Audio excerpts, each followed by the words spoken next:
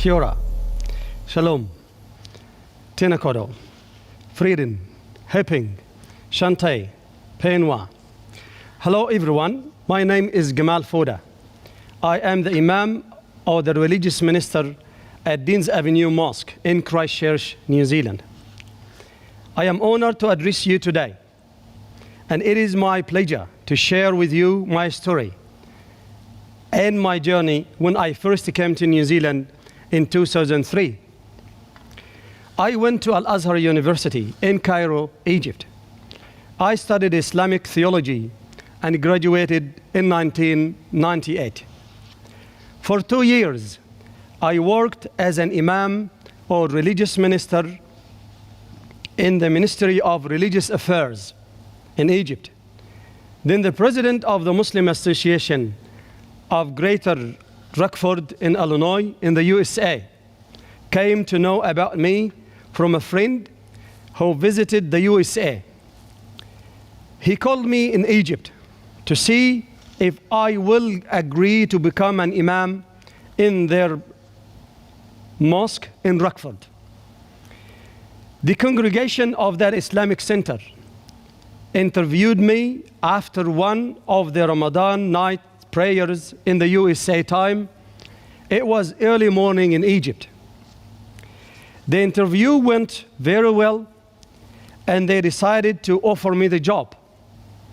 Few days later, the president of the association flew to Egypt and came to my village to visit me, and we went together to the Minister of the Religious Affairs in Egypt to actually get the approval and finish the process and probably get a visa to the USA. Unfortunately, this was directly after September 11th attack in New York. It was early 2002. The Egyptian officials told us that it is not safe to send such a young man to the USA. Instead, they said they were going to send me to one of the safest countries in the world. It was New Zealand. We all thought it would be safe. I searched the internet about New Zealand, and unexpectedly, I found it in the bottom of the world. Initially, I thought that it must be close to Holland or Switzerland in Europe. I got really disappointed because I am going to be sent to a country in the bottom of the world, which is very, very far away from my home country. Anyway, I started the process of my posting to New Zealand as an imam in Palmerston North, in the lower North Island of New Zealand. I arrived in Palmerston North in January 2003. It was really hard for me to start my job there as imam who needs to address people in English. I did not have long experience enough to understand the Western mentality so that I can address people in the right way. There was something else which made me very anxious. It is the feeling that people assume that Muslims are bad people. This stereotyping was the norm of the day for many people in the world at that time, especially after September 11. Sadly, it is still the norm today. I felt very frustrated and anxious at the same time. When I arrived in Palmerston North, believe it or not, I stayed in the mosque for around 4 months. I never went out. Frankly speaking, I was so scared to go out and meet people out there. I was very frightened to walk in the street wearing the imam uniform because people would recognize me as a Muslim and they might harm me. After 2 months, I started to go out of my room and cautiously stood by the gate and read the Holy Quran. Whenever I hear any noise of a car coming towards the mosque, I quickly run inside to save my life. I thought that if someone recognizes me, he would kill me instantly. You might wonder how I got my food then. Well, people from the mosque used to do shopping for me and sometimes generously cook food for me as well. One day I said to myself, let me wear a shirt and trousers so that people cannot recognize me as Imam. The first person I met in the street approached me and said, "Hello, bro." I asked myself, what is this man saying? Later on, I asked a person in the mosque who lived in New Zealand for quite some time about what that man said. And my friend told me that this is a short form of "hello, brother." I said to myself, this is nice. People here must be very peaceful then. Ladies and gentlemen, on the 15th of March 2019, a terrorist walked into our mosque when I was delivering my Friday speech. One of our worshippers went up to the man and said, "Hello, brother." The terrorist killed him in cold blood, along with other 51 people. He wounded 47 more. On March 22nd, 1 week after the 15th of March terror attack, I addressed thousands of people in Hagley Park and said, hate will not divide us and love will redeem us. A week later, I visited Berlin Wall and the checkpoint Charlie, which was a crossing point between East Berlin and West Berlin during the Cold War. I paid a historic visit to the biggest synagogue in Berlin, where I addressed some students and preachers. I told them that Muslims and Jews are siblings to each other. The Jews felt the pain of discrimination by Nazis. Now, Muslims are passing through the same path of agony and disgrace. After September 11, when many countries participated in the war on terror, Islam and Muslims have frequently been treated as public enemies, and hate speech against them has been widely normalized. People assume that Muslims and Jews are enemies, but we are not. Judaism and Islam and Christianity are religions from God. And God told us to love each other and to work together for the benefit of the people around us. Religion is there for people to learn how to love. It is not there to build a wall between you and the people around you.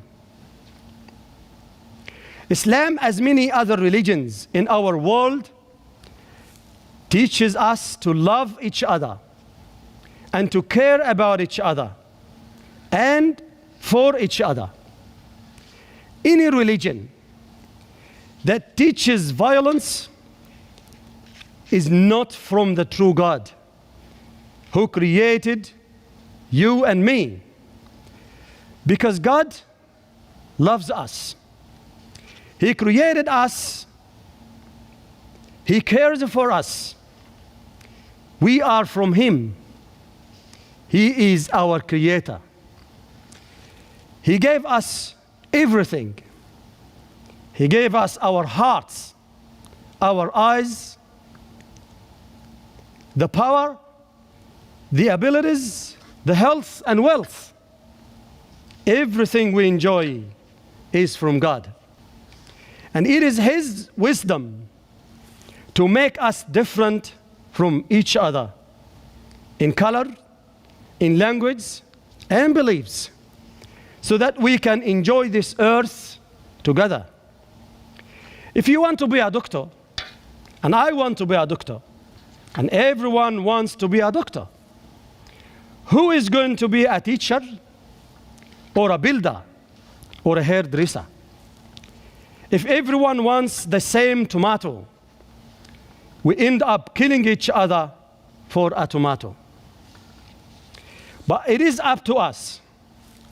We need to make good choices, to work with each other, and to cooperate with each other, and to care for each other. Though we are different, but we can still enjoy each other and love each other. New Zealand and the New Zealanders have set a role model for the world to emulate in peace and harmony among its people. New Zealanders must retain and strengthen this beautiful image. We are very proud that we are together. We are not broken. We have taught the world how to care for and love our people. We still have lots of work to do to eliminate racism in our country. We are not angels. We are not perfect. There are people there who still need more education to learn how to tolerate others and understand others and accept others who are different to them. In 2038, half of New Zealand will be immigrants, which means that one day we will probably have an immigrant prime minister. I have moved from my home country to New Zealand, and now this is my land. It is my place. It is the place of my family. It is the place of my children. It is my Turanga Waiwai. I love this soil. I love this place. I love these people.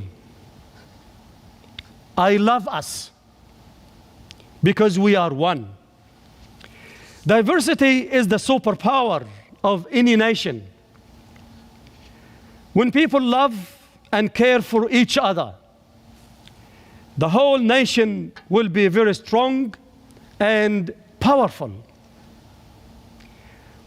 When we hate each other, the nation becomes weak and shattered.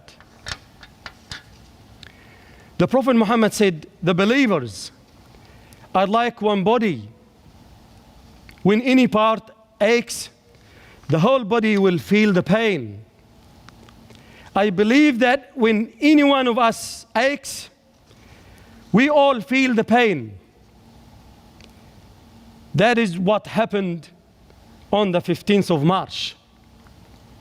The whole nation felt the pain. It was an attack on all of us, not only against Muslims. The Honorable Pope Francis, the head of the Catholic Church and sovereign of the Vatican City State, Dr. Ahmed Al-Tayyib, the Grand Imam of Al-Azhar in Egypt, is the head of the vast majority of Muslims around the world. They together signed a historic document on human fraternity for world peace and living together. In this document, they invited all people of goodwill, believers and non-believers, to reconciliation and fraternity.